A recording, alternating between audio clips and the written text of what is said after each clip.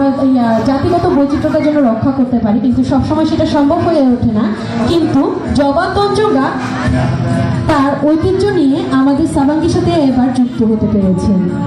জবা তঞ্চঙ্গার পরনে আপনারা দেখতে পাচ্ছেন তঞ্চঙ্গার পেরুইন, টপস, খবং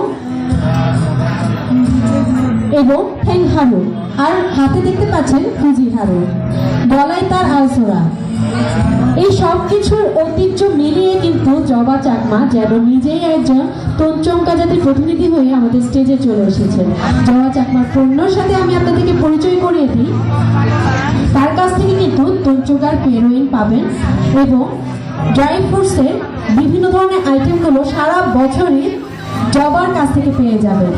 আর আপনার মনে হয় বসে বসে ঘরে আচার খেতে ইচ্ছে করছে কিংবা অতিথিকে আপ্যায়ন করতে ইচ্ছে করছে, আপনারা কিন্তু নিজে না বানিয়ে জবা তঞ্চঙ্গার কাছ থেকে নিশ্চিন্ত মনে নিতে পারবেন, কারণ এগুলো একদম স্বাস্থ্যসম্মত উপায়ে ঘরে বানানো।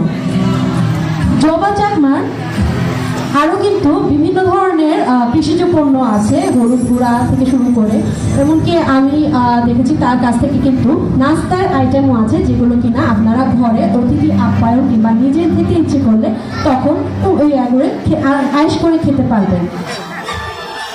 ড্রাই ফ্রুটস যদি আপনারা নিতে চান, বিশেষ করে কাজু বাদাম, জবা তঞ্চঙ্গার সাথে আপনারা যুক্ত হয়ে যেতে পারেন, অথবা এই সাবাঙ্গী মেলাতে যদি আপনারা যেতে চান, জবা তঞ্চঙ্গার ওখানে ড্রাই ফ্রুটসের এইগুলো পেয়ে যাবেন।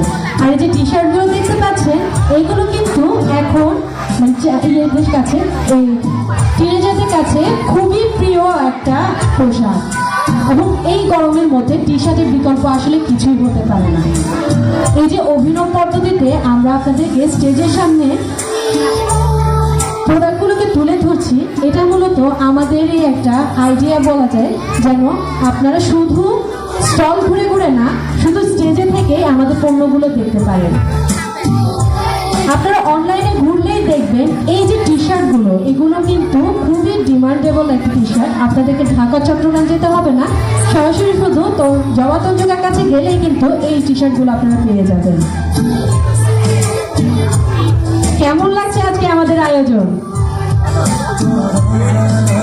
জবা তঞ্চঙ্গাকে আমি আন্তরিকভাবে ধন্যবাদ জানাচ্ছি সাবাঙ্গীর সাথে যুক্ত হওয়ার জন্য, এবং তার এই অনবদ্য ও সুন্দর কালারফুল এই পোশাকের জন্য কিন্তু তাকে আমরা আবারও পরবর্তী আয়োজনের জন্য কালেকশনে আপনারা দেখতে পাচ্ছেন এই যে টপ স্কার্টগুলো, এগুলো কিন্তু